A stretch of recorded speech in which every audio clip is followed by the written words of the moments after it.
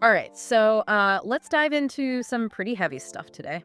Okay. We're going to be looking at economics, technology, and human behavior, Right. all from the sources you sent over. Sounds good. We've got some articles on the Malthusian Trap, Okay. market economies, and how technology shaped society. Mm-hmm. You know, one thing that really stood out to me was this whole idea that for most of human history, Right. people's lives were basically the same as their Stone Age ancestors. Interesting. Hard to believe, right? Yeah. But it all comes down to this thing called the Malthusian Trap. So the Malthusian Trap is a concept that explains a lot about how civilizations have worked for thousands of years. Okay.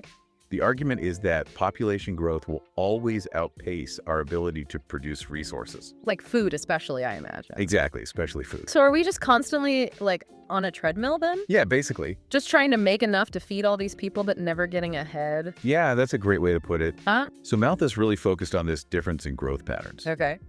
He said food production that grows arithmetically, Okay. slow and steady, but populations grow geometrically, Oh, wow. doubling and redoubling much faster. That's a big difference. Yeah, and that creates a serious imbalance. Makes sense. And your sources pointed out that average incomes barely changed for over 11,000 years Really? after the Neolithic Revolution. When agriculture became, like, the standard. Yeah, exactly. So over 11,000 years and no progress. Basically zero economic progress for the average person.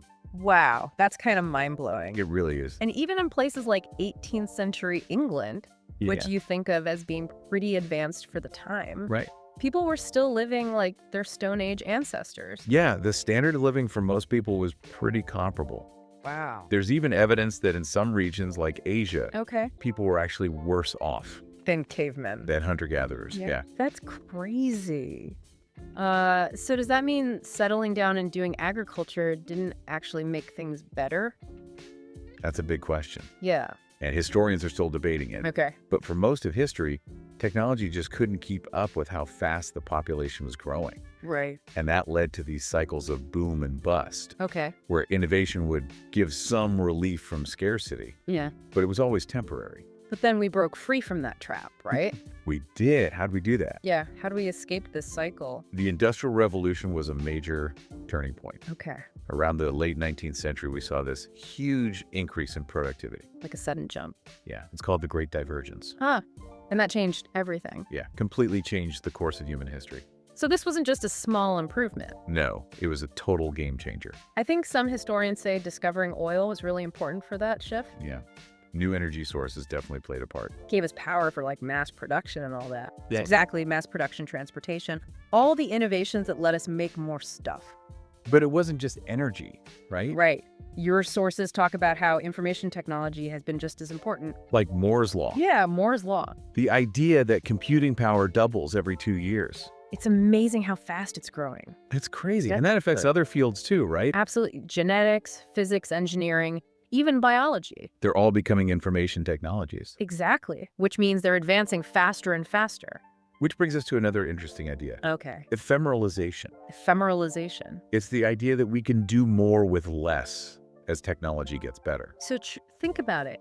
Computers used to take up entire rooms. Yeah. And now we have these tiny smartphones that are way more powerful. It's wild. We're getting better results with fewer resources. And that changes our idea of scarcity, right?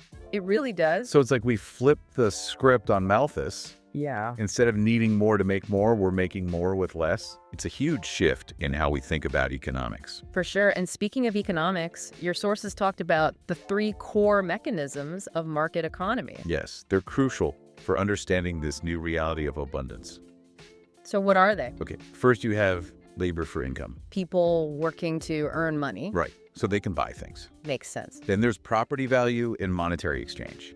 Meaning everything has a price. Yeah, and we use money to buy and sell. Gotcha. And the third one. Structural incentive strategy. Okay. It's the drive for profit and efficiency through competition. So always trying to produce more and sell more. Exactly, and beat the competition. And these 3 mechanisms have been the foundation of market economies for a long time. For centuries, yeah. But now things are getting interesting They really are. because these mechanisms worked well in a world of scarcity. But now we're in a world of technological abundance. Right, and that's where the problems start. That takes us to the next part of our deep dive, where we look at what your sources called The three great incompatibilities. I'm ready. These are the points where our current economic system is clashing with all this new technology. Let's get into it. So these incompatibilities, the first one is unsustainable consumption.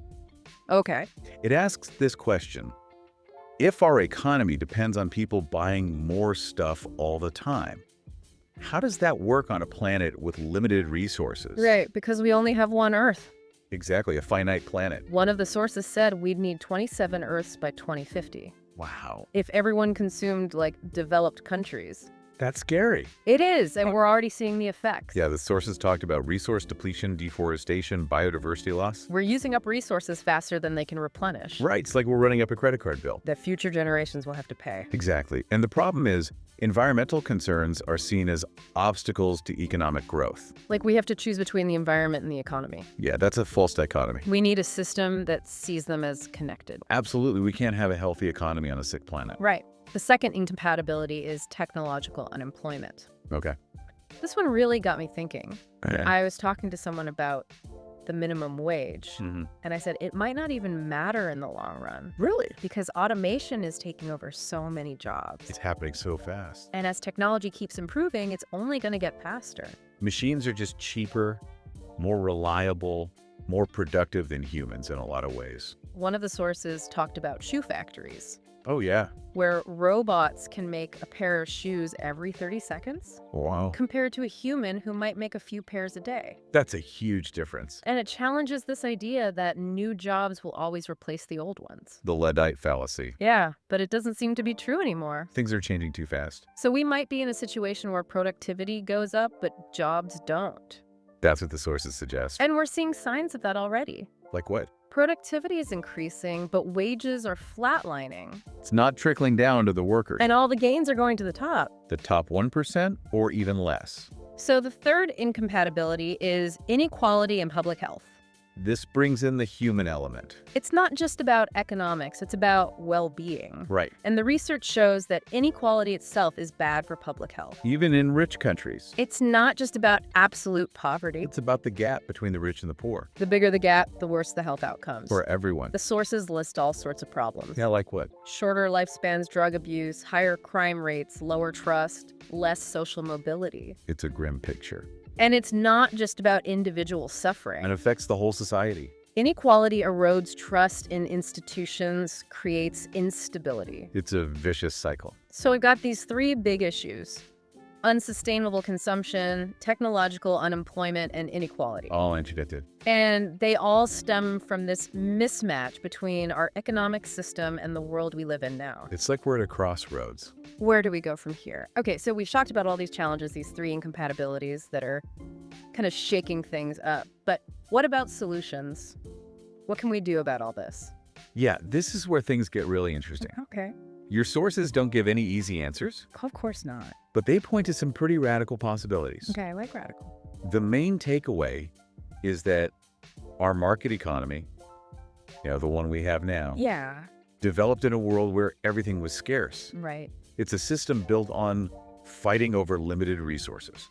But what if we don't have that problem anymore? What if technology lets us have more than enough for everyone? Yeah, what happens then? Does that change everything?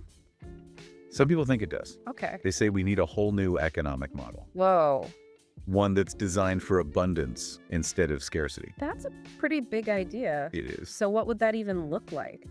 There are lots of ideas out there, but one that keeps popping up in your sources is this thing called a resource-based economy.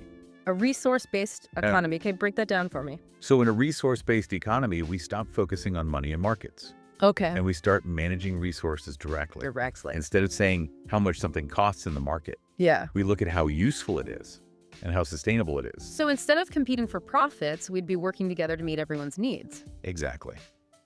That sounds kind of idealistic. Is it really possible? It definitely has challenges. I bet. Some people say it's too utopian or it wouldn't work because of, human nature. Yeah. But your sources say it's at least worth thinking about. Especially since our current system is having all these problems. Exactly. One source even questioned the need for money.